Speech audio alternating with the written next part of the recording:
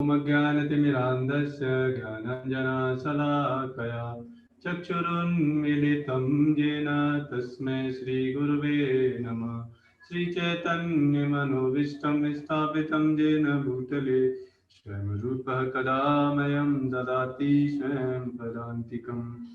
वन्देऽहं श्रीगुरो श्रीयुतापदकमलं श्रीगुरुन् वैष्णवां च श्रीरूपं साग्रजातं सहिगणरघुनाथवितं तं सजीवं साद्वैतं सावधूतं परिजनसहितं कृष्णचैतन्यदेवं श्रीराधाकृष्णपादान् सहिगणललिता श्रीविशाखान्वितां च। हे कृष्ण करुणा सिंधु दीनबंधु जगतपते गोपेश गोपिका कांत राधा कांत नमोस्तुते। तप्त कांचन गौरांगी राधे वृंदावनेश्वरी वृषभानुसुते देवी प्रणमामि हरिप्रिये। वाञ्छाकल्पतरुभ्यश्च कृपा सिन्धुभ्येव च पतितानां पावनेभ्यो वैष्णवेभ्यो नमो नमः। जय श्री कृष्ण चैतन्य प्रभु नित्यानंद श्री अद्वैत गदाधर श्रीवासादि गौरभक्तवृंद। हरे कृष्णा कृष्ण कृष्ण हरे हरे हरे राम राम राम हरे हरे। हरे कृष्णा। तो आपका हार्दिक स्वागत। आज हम भगवत गीता के 3rd चैप्टर का 23 वर्ष डिस्कस करेंगे। और इस वर्ष में क्या बताया गया, भगवान बता रहे हैं यदि अयम न वर्तेयम जातु कर्मण्यतन्द्रितः मम वर्तमान वर्तन्ते मनुष्या पार्थ सर्वशः। भगवान बोल रहे हैं यदि, क्योंकि यदि मैं नियत कर्मों को सावधानी पूर्वक न करूं तो हे पार्थ, यह निश्चित है कि सारे मनुष्य मेरे पद का ही अनुगमन। तो यहाँ पर आज के टॉपिक में सिविलाइज्ड पर्सन के बारे में थोड़ा डिस्कस करेंगे। और भगवान बता रहे हैं कि देखो, उससे पहले भगवान ने बोला कि यदि यदि आचरित श्रेष्ठा, कि कैसे जो महापुरुष होते हैं उनका अनुसरण सामान्य जनता करती है। इसलिए महापुरुष लोग अपने कर्म करते हैं। वैसे उनके लिए कोई कर्म करने का कोई वो नहीं, क्योंकि वो तो हाईएस्ट कर्तव्य कर रहे हैं, लेकिन फिर भी सामान्य जनता को इंस्पायर करने के लिए वो नियत कर्म करते रहते हैं। और यहाँ पर भगवान अभी क्या बता रहे हैं, भगवान खुद बोल रहे हैं कि देखो, क्योंकि यदि मैं नियत कर्मों को सावधानी पूर्वक न करूं तो हे पार्थ, यह निश्चित है कि सारे मनुष्य मेरे पथ का ही अनुगमन करेंगे। इसलिए भगवान भी यहाँ पर आते हैं तो हम साधारण लोगों को इंस्पायर करने के लिए है कि नहीं कर्म करते हैं। उनके लिए वो तो कर्म से ऊपर है, वो तो बनाने वाले हैं, सारी चीजें हैं कि, लेकिन हम सब क्या उनको अपनी जैसा ही समझ लेते हैं है कि नहीं? ठीक है, लेकिन सभ्य मनुष्य कैसे होता है, कैसे कार्य करता है वो समझते। वो सभ्य मनुष्य ये नहीं कि भगवान को ही अपने जैसा समझ लेता, उसको तो असभ्य बोला जाता है। आध्यात्मिक जीवन की उन्नति के लिए एवं सामाजिक शांति में संतुलन बनाए रखने के लिए कुछ परंपरागत कुलाचार है। अब आप देखो, बहुत इंपॉर्टेंट चीज होती है। अगर हम अकेले रहें घर में तब तो कोई दिक्कत नहीं, लेकिन अगर हम सोसाइटी में रह रहे हैं, है नहीं, या परिवार में आप अकेले हैं तो कोई बात नहीं, कैसे भी रहो, आपका मन जैसे भी, जब खाओ जब उठो, जैसे भी करना है करते रहो। लेकिन मान लो फैमिली के साथ रह रहे हैं तब ऐसे नहीं चलेगा आपका, है कि नहीं? तब तो फैमिली के जो नियम है वो अपनाने पड़ेंगे, है नहीं तो फैमिली वाले पिटाई करके भगा देंगे है कि नहीं? तो वो नहीं बोल सकते नहीं, मैं मेरा मन आएगा तो वही करूंगा, है कि नहीं? तो जनरली सभ्य मनुष्य किसको बोला जाता है?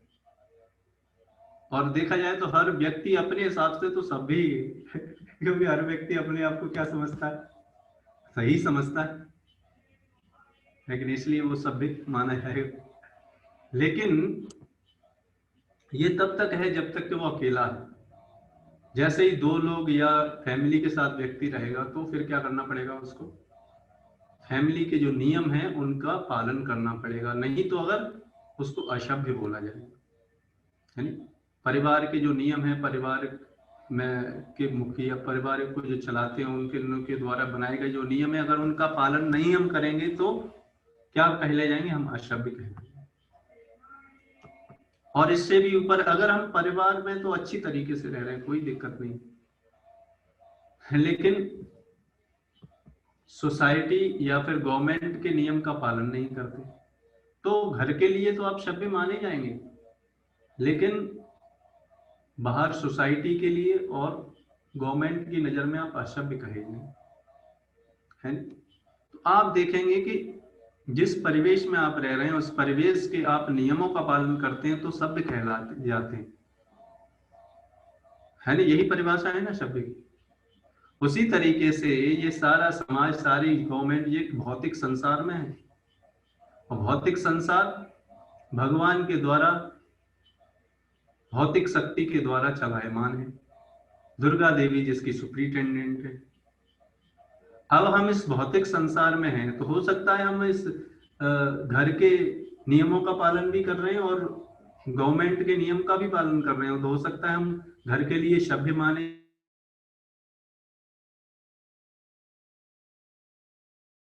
जाए। लेकिन अगर हम भगवान के द्वारा इस संसार को चलाए जाने वाले नियमों का पालन नहीं करते, है नहीं, तो फिर हम क्या कहलाए जाएंगे, तो ये यूनिवर्सल गवर्नमेंट की नजर में हम असभ्य कहलाएंगे। है कि नहीं? तो ये अब इसमें आप देखेंगे ये सबसे यूनिवर्सल है, तो यूनिवर्सल लॉ अगर हम फॉलो कर लेंगे तो सारे छोटे मोटे लॉ तो वैसे ही फॉलो हो जाएंगे। है नहीं, इसीलिए तो बोला जाता है जो व्यक्ति भगवान की भक्ति करता है वो सबसे सभ्य व्यक्ति है कि नहीं। वो सरकार की नजर में भी अच्छा माना जाएगा, घर की नजर में भी अच्छा माना, क्योंकि उनके अंदर सारे आध्यात्मिक गुण आ जाते हैं। इसलिए बताया जाता है कि भगवान का भक्त ही केवल सभ्य व्यक्ति है, बाकी शब्द तो क्या है, छोटे मोटे अपने अपने परिवेश के लिए बस सभ्य हैं। और ये नियम क्यों बनाए जाते हैं, जिससे कि समाज में शांति व्यवस्था रहे और व्यक्ति दूसरों को परेशान न करे। इसीलिए ये जितने आप दैनिक शास्त्रों में इतने नियम हैं कि हत्या नहीं करनी चाहिए दूसरे की, किसी को अपशब्द नहीं बोलना चाहिए, है कि नहीं, अपने स्वार्थ के लिए दूसरों को कष्ट में नहीं डालना चाहिए। ये क्यों बनाए गए, जिससे कि हम समाज में लोगों को उपद्रवी ना बनाएं।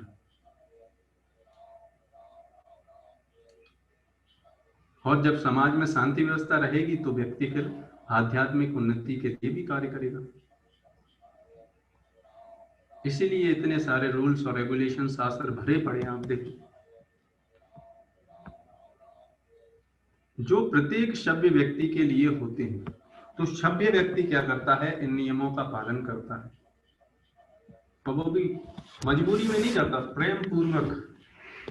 शुरुआत में हो सकता है उसको कठिन लगे ये नियम, लेकिन जब प्रेम बस व्यक्ति जब इन नियमों का पालन करता है तो उसको कठिन नहीं लगता। ऐसे विधि विधान केवल बद्ध जीवों के लिए हैं, और ये रूल्स और रेगुलेशंस किन के लिए हैं, हम जैसे बद्ध लोगों के लिए। हम जैसे बद्ध लोग जो कि भगवान को भूले हुए हैं, तो अगर इन नियमों का पालन करेंगे तो हम धीरे धीरे करके क्या होगा,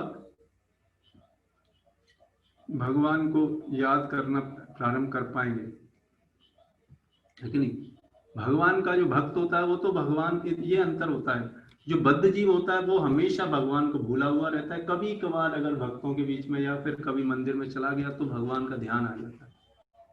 और भगवान का भक्त जो होता है, शुद्ध भक्त हो जाता है, मुक्त भक्त होता है, वो होता है कि वो भगवान को कभी भूलता ही नहीं, कहीं पर भी चाहे वो हो। तो ऐसे भगवान के भक्त जो कि मुक्त जीव हैं, जो कि भगवान को कभी भूलते नहीं, ऐसे भक्तों के लिए ये रूल्स और रेगुलेशंस काम नहीं करते, वो इनसे ऊपर उठे हुए होते हैं। क्योंकि नियमों का पर्पस क्या है? नियमों का पर्पस यही है कि धीरे धीरे करके हम भगवान का स्मरण कर पाए। तो जितने भी ये रूल्स रेगुलेशंस हैं वो किसके लिए? असभ्य लोगों के लिए, जिससे कि ये असभ्य लोग, हम सब जैसे असभ्य लोग है कि नहीं, जो कि भगवान के बनाए गए नियमों का पालन नहीं करते, कभी कभी थोड़ा बहुत करने का प्रयास करते हैं, तो फिर उन नियमों का पालन करते करते करते करते धीरे सभ्य बन जाएंगे। ऐसे विधि विधान केवल बद्ध जीवों के लिए हैं, भगवान कृष्ण के लिए नहीं, है ना। भगवान कृष्ण और उनके भक्तों, शुद्ध भक्तों पर ये नियम लागू नहीं होते, लेकिन सामान्य जनता जब भगवान आते हैं तो भगवान पर आक्षेप लगाते हैं कि भगवान जब ऐसा करते हैं तो हम क्यों नहीं कर सकते। जनरली लोग बोलते हैं कि भगवान ने रासलीला की तो हम भी करेंगे, है कि नहीं। जनरली लोग प्रश्न उठाते हैं और मूवियां बना देते हैं। बड़े बड़े समाज के लीडर जो कि प्रोड्यूसर लोग हैं, ये पैसा है उनके पास, इसलिए बना देते मूवी, है कि नहीं। और पता नहीं कि भगवान कृष्ण कौन है, उनके ऊपर मूवी बनाने चले, है कि नहीं। तो ऐसे लोगों से ये पूछा जाए, चलो रासलीला तो बाद में करेंगे, भगवान कृष्ण ने पर्वत उठाया अपनी एक सबसे छोटी उंगली पर, वो भी लेफ्ट हैंड पर, क्या आप ये कर सकते हैं? जैसे ही आप ये बोलेंगे तो ही उनकी नानी मर जाएगी। कहने का मतलब है कि वैसे ही फिर बोलने लायक नहीं रहेंगे कुछ, फिर सारी रासलीला गायब हो जाएगी उनकी, है कि नहीं। अपनी इंद्रिय तृप्ति के लिए भगवान को इस्तेमाल करते हैं लोग, है, जिससे कि मतलब लोग उनको कुछ बोले ना, इसलिए भगवान का रेफरेंस देंगे कि भगवान ने रासलीला। मूवी भी आई थी इस पे, कौन सी मूवी आई थी, उसमें एक गाना भी था ये, अगर हम भगवान करें तो रासलीला, हम करें तो करेक्टर ढीला। ऐसे ऐसे मूर्ख लोग, सोचो कैसे कैसे मूर्ख लोग हैं संसार, बगैर जाने भगवान कौन है उन पर मूवी बना देते हैं। तो करेक्टर ढीला है आपका पहले से ही, और क्या आगे क्या करेक्टर होगा। तो पहले भगवान ने जो कार्य किए हैं बड़े बड़े, उनको करने का पहले वो कार्य तो करने का साहस करें, वो करके दिखाओ, फिर रासलीला की बात करेंगे। लेकिन वो नहीं करेंगे, वो करने के लिए बोल देंगे कोई भाग जाएंगे। तो इससे पता लगता है कि देखो लोग कैसे इंद्रिय तृप्ति में करने के लिए भगवान को इस्तेमाल करते हैं। ऐसे लोगों को क्या बोला जाता है? असभ्य लोग बोला जाता है।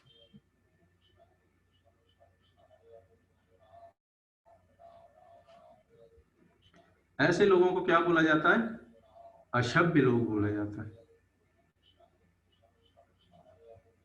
जिनको कुछ पता नहीं भगवान के बारे में, भगवान की गवर्नमेंट के बारे में कुछ नहीं पता। ऐसे लोगों को क्या करना चाहिए हमको? ऐसे लोगों को प्रचार करने की जरूरत है, और ऐसे लोगों के लिए ही ये शास्त्रों के नियम हैं। भगवान और उनके भक्त जो जो नित्य मुक्त भक्त हैं उनके लिए नहीं है ये रूल्स रेगुलेशन, वो तो इनसे ऊपर है। लेकिन फिर भी भगवान यहाँ पर और उनके भक्त यहाँ पर इन नियमों का पालन करते हैं, ये भगवान बताना चाह रहे हैं। लेकिन हम छोटे मोटे, जो छोटे मोटे जिनके पास कोई पावर नहीं होती, बड़े उछलते हैं। है कि नहीं? जो बड़ा, जिसके पास पावर होती है, जिसके पास शक्ति होती है, वो कभी दिखावा नहीं करता है ऐसे। लेकिन जो छोटे मोटे लोग होते हैं, उनके पास कुछ नहीं होता, वो बड़ा दिखावा करते हैं।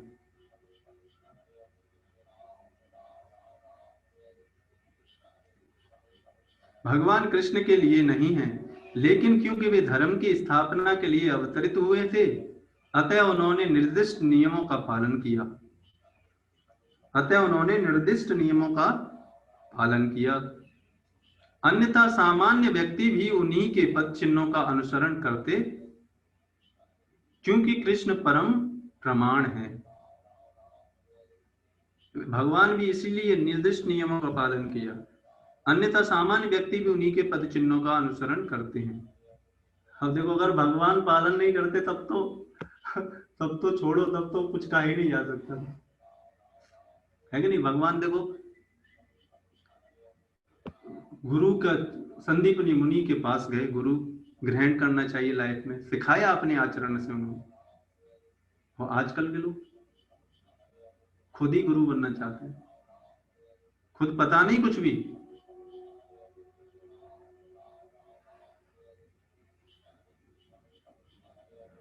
श्रीमद् भागवतम से यह ज्ञात होता है कि श्री कृष्ण अपने घर में तथा बाहर गृहस्थी धर्म का आचरण करते रहे। अब जब भागवतम पढ़ेंगे 10वें स्कंद में भगवान की सारी सारी लीलाएं बचपन से लेकर जब तक इस धर्म धारण पर रहे, सारी लीलाएं डिपिक्ट की गई हैं। जब भागवतम पढ़ेंगे तब आपको बताएंगे उसके बारे में।